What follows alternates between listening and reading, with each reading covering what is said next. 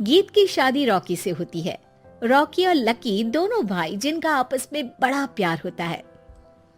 अरे वाह भाभी, क्या खाना बना है। अब तो घर में ही होटल वाला स्वाद रोज मिला करेगा। अरे लकी, तुम अभी जानते नहीं हो मुझे। तुम बस डिश का नाम बोलो, मैं तुम्हें इसी किचन में बनाकर खिलाऊंगी। चढ़ा रहा है तुम्हें ये, और तुम भी ना। गीत रॉकी के छोटे भाई को दोस्त की तरह मानती। वो रॉकी के साथ उसकी भी जरूरतों का ध्यान रखती। लकी, ये रहे तुम्हारे कपड़े, धोकर प्रेस करवा दिया है, अलमारी में सजा लो। अरे रख दो ना भाभी अलमारी में भी। हाँ हाँ, सब भाभी करेगी तो तू क्या करेगा। रहने दीजिए ना माँ जी, शादी हो जाएगी तो खुद ही सुधर जाएगा। अरे रहने दो यार, तुम दोनों मेरे कपड़े यहीं पे रख दो। एक कपड़े अलमारी में रखने को क्या बोल दिया, शुरू हो गई। एक दिन, रॉकी सुनिए ना, कल जल्दी आ जाना, मुझे मायके जाना है, या सुबह छोड़ दीजिए और शाम को लेकर आ जाना। अरे नहीं नहीं, कल तो बिल्कुल पॉसिबल नहीं है, कल मीटिंग है। तुम लकी के साथ चली जाओ ना, और उसे कह देना कि शाम को लेकर भी आ जाएगा। लकी भाभी को लेकर मायके जाता है, शाम को लेकर भी आता है।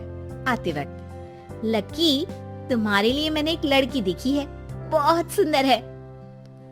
अच्छा, क्या बात है भाभी, मुझे भी दिखा दो, और उससे भी पूछ लो कि मुझसे शादी करेगी ना। इतनी सुंदर होगी तो मुझसे क्यों शादी करेगी भाभी। अरे वाह, क्या बुराई है तुम में, इतने अच्छे हो दिखने में। हाँ, बस अपनी भैया से थोड़ा कम हो। हाँ भाभी, आपको तो भैया से अच्छा कोई लगता ही नहीं है। लकी, तुम्हारे भैया हैं ही लाखों में एक। रात में दोनों घर आते हैं, लेकिन थोड़ी ही देर में उनके घर रॉकी की मौत की खबर आती है। हे भगवान, ये क्या हो गया। मेरा बेटा मुझे वापस कर दो।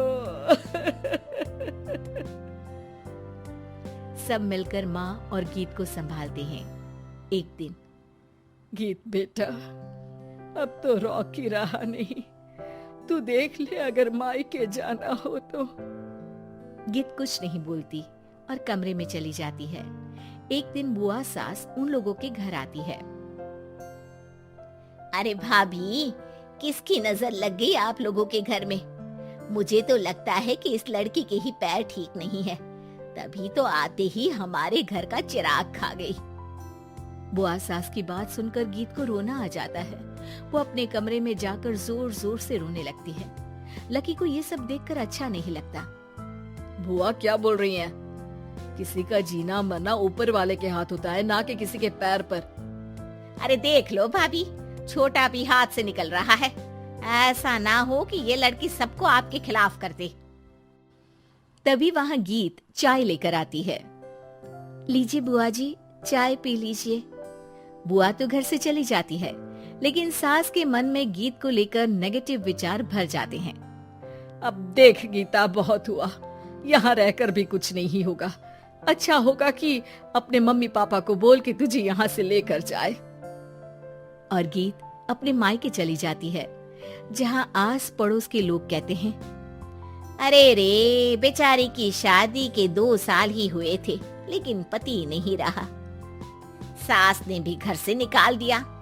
देखो भाई भाभी कब तक साथ रखते हैं। और शादी करा देनी चाहिए इसकी, तो उम्र ही क्या है इसकी। हाँ, लेकिन करेगा कौन। एक तो शादीशुदा, ऊपर से कलंक पति की मौत का। तभी वहाँ लकी आ जाता है और वो पड़ोसियों की बात सुन लेता है। लकी, तुम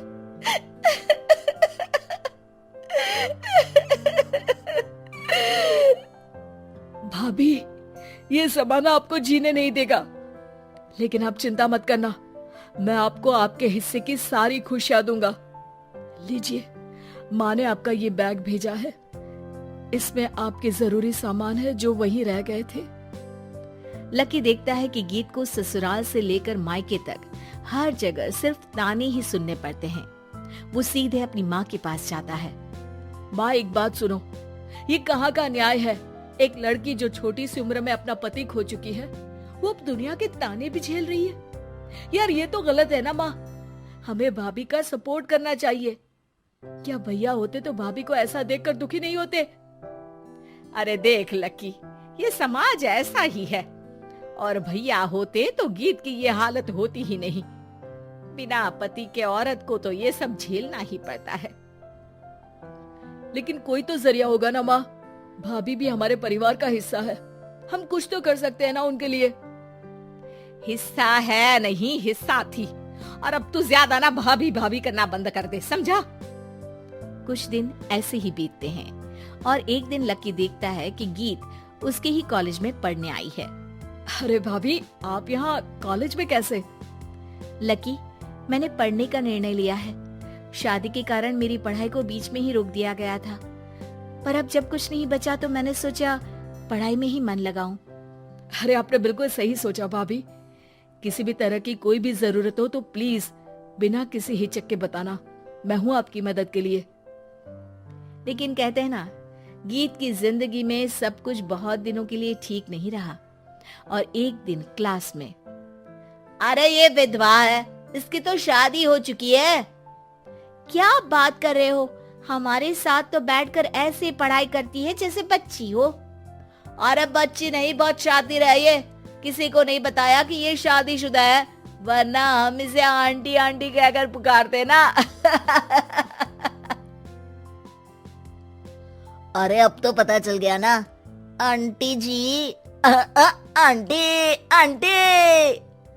फिर क्या, सभी गीत को आंटी बोलकर चिढ़ाने लगते हैं। गीत को रोना आ जाता है और वो क्लास के बाहर जाकर रोने लगती है। सामने से लकी आ जाता है। अरे क्या हुआ भाभी, आप रो क्यों रही हैं? तभी पीछे से एक लड़की आ जाती है। हे हैंडसम, इस औरत से ना दूर रहना, इसके प्यार में मत पड़ जाना, क्योंकि ये शादीशुदा है। हमारे साथ झूठ बोलकर हम जैसी ही रह रही थी। हाँ तो क्या गलत है?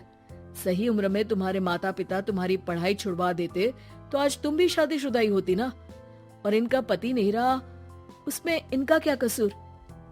अरे कोई अपने जीवन को नई शुरुआत दे रहा है तो तुम लोगों को क्यों मिर्ची लग रही है? अरे तुझे बड़ी दया आ रही है, कर लेना तू शादी। लकी तब तो कुछ नहीं बोलता, लेकिन ये बात उसके मन में घर कर जाती है। और फिर एक दिन, माँ, मैं गीत से शादी करना चाहता हूँ।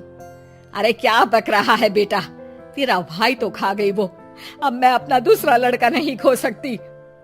नहीं माँ, मैं गीत को यूं परेशान नहीं देख सकता। उसका कॉलेज में भी लोगों ने जीना मुहाल कर रखा है। मैं उनसे शादी कर उन्हें फिर से इस घर की बहू बनाऊंगा। तुम मानती हो तो ठीक है, नहीं तो मैं घर छोड़कर चला जाऊंगा। अरे मुझे मंजूर है बेटा। लकी माँ के साथ गीत के घर जाता है और उसका हाथ मांगता है। घर वाले मान जाते हैं। थोड़े से इनकार के बाद गीत भी लकी से शादी करने को मान जाती है।